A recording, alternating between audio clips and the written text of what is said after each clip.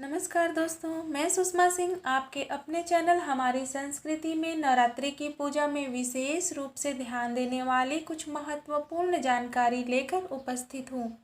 दोस्तों, हमारे सनातन धर्म में पूजा के, व्रत के, अनुष्ठान के बहुत से नियम होते हैं और प्रत्येक नियम के साइंटिफिक रीजन होता है जो हमारे लिए और हमारे वातावरण के लिए अत्यंत लाभकारी होता है।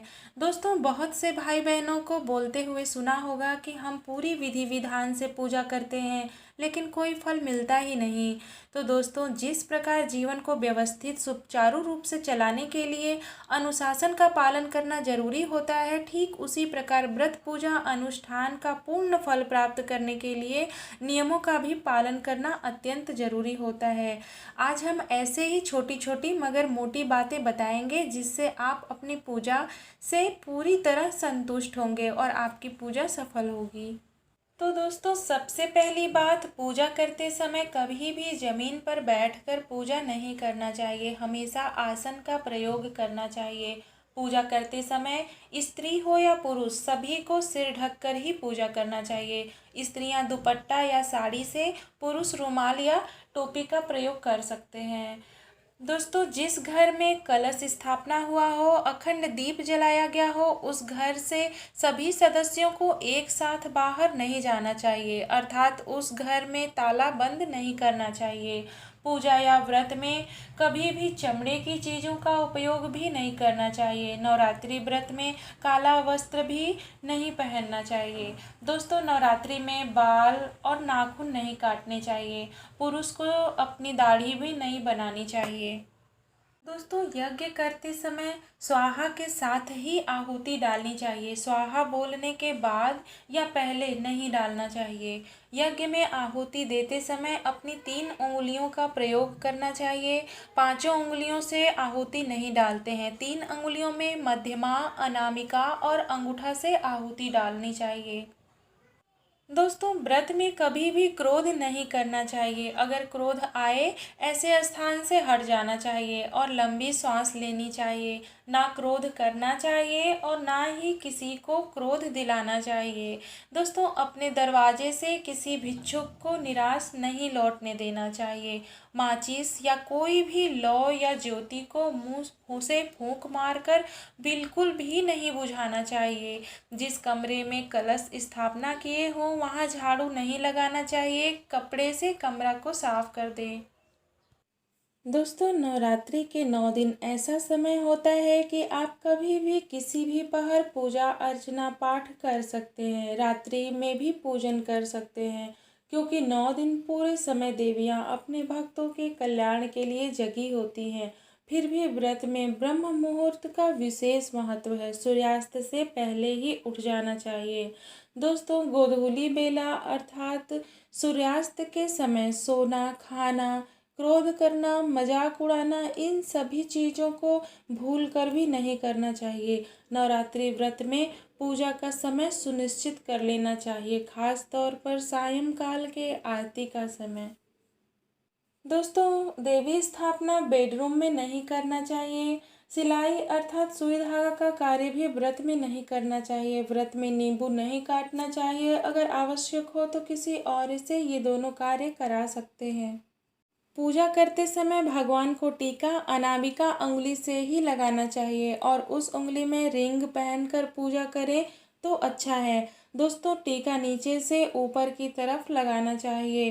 कलश स्थापना में कलश हिलना या गिरना नहीं चाहिए। दोस्तों, नवरात्रि में शारीरिक संबंध नहीं बनाने चाहिए।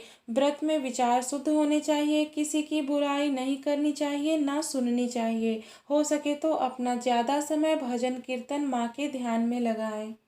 सबसे ज़रूरी बात, नवरात्रि के दिनों में 9 दिन सात्विक भोजन ही करना चाहिए, तामसिक भोजन नहीं करना चाहिए। अगर घर में नवरात्रि कलश स्थापना हुआ हो तो उस घर के भोजन में भूल कर भी प्याज लहसुन का उपयोग नहीं करना चाहिए। मांस मदिरा का सेवन नहीं करना चाहिए।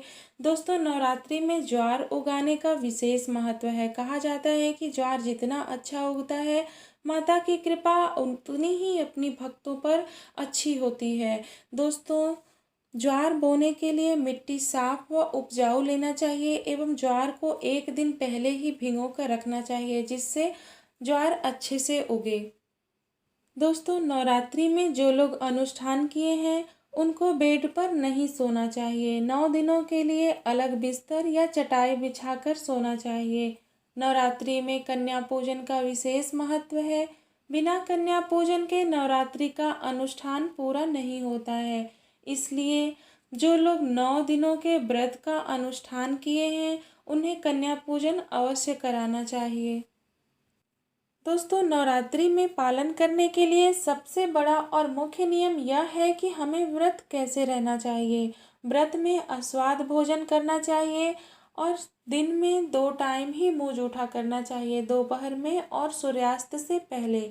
दोस्तों, अगर आप नहीं रह पाते हैं तो 3 टाइम भी फलाहार करके व्रत रहा जा सकता है, सुबह, दोपहर और रात्रि में। दोस्तों, पूरे दिन सेंधा नमक डालकर स्वादिष्ट स्वादिष्ट फलाहार बनाकर नहीं खाने चाहिए, अर्थात पूरे दिन मुंह डुलाने से भी माता का व्रत खंडित माना जाता है। इसलिए बच्चे, बुजुर्ग और बीमार व्यक्ति को नवरात्रि का व्रत नहीं रखना चाहिए। दोस्तों, व्रत उसे ही करना चाहिए जो पूरी तरह नियम का पालन कर सके। दोस्तों, अगर आप अस्वस्थ हैं तो दिन में 1 टाइम अन्न खाने का संकल्प लेकर भी व्रत रख सकते हैं।